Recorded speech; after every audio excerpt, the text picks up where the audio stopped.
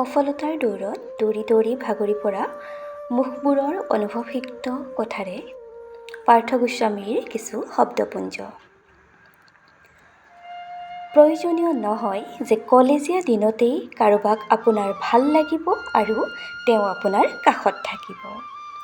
প্ৰয়োজনীয় নহয় যে প্ৰেমত বিফল হোৱাৰ পিছতে হঠাৎ UPSC অথবা ব্যৱসায়ত সফল হ'ব। প্ৰয়োজনীয় নহয় যে 26 বছৰ বয়সতে সমাজৰ আগত সফলতাৰ পৰিচয় দিব লাগিব। প্ৰয়োজনীয় নহয় যে কষ্টবোৰ ক্ষন্তেকীয়া হ'ব। কেতিয়াবা এটা সূৰ্যোদয়ৰ বাবে হেজাৰটা অমানিশা পাৰ কৰিব লাগে। প্ৰয়োজনীয় নহয় যে ভাল পোৱা কাৰোবাৰ লগত বিয়া নহ'লে জীৱনটো শেষ হৈ যাব।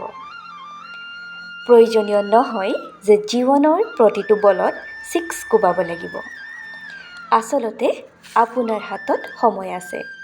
এই যে বাইকখন ৰখাই চিগাৰেট এটা জ্বলাই জীৱনৰ প্লেনবোৰৰ ৰিভিজন কৰে, এই যে নিশা টোপনিৰ পৰা উঠি লেপটপটোত আকৌ প্ৰজেক্ট এটাত মন দিয়ে, এই যে সদায় সন্ধ্যা ভাঙি পৰে হতাশাত আৰু কিছু সময় পিছতে ফোনটো হাতত লৈ আকৌ এবাৰ চেষ্টা কৰে নিজক অলপ শিকাবলৈ, এই যে ডাঙৰ ডাঙৰ হৰ্ডিং আৰু বেনাৰবোৰত নিজৰ ব্ৰেণ্ডৰ সপোন দেখে আৰু ক্ষন্তেকৰ বাবে পাহৰি যায় তই নোৱাৰিবি বুলি কোৱা হাজাৰখন মুখ, এই যে সকলোৱে পাৰ্টি কৰি থকা সময়ত আপুনি নিজক অকলে ৰাখি ব্লুপ্ৰিণ্ট ৰচনা কৰে প্লেন বিৰ, এইবোৰে আপোনাক পৃথক কৰে হাজাৰজনৰ পৰা।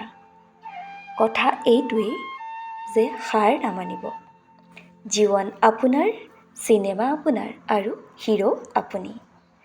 কাহিনীৰ ওপৰত বিশ্বাস ৰাখক, কাৰণ কেতিয়াবা সময়ক অলপ সময়ৰ প্ৰয়োজন হয়। সাহসবোৰ বুকুত ৰাখক।